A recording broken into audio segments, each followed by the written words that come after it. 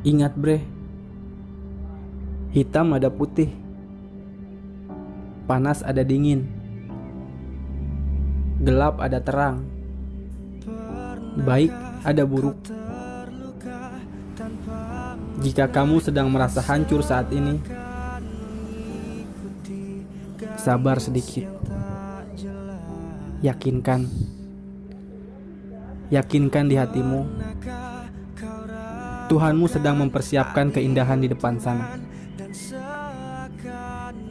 Jangan lupa senyum hari ini. Yang salah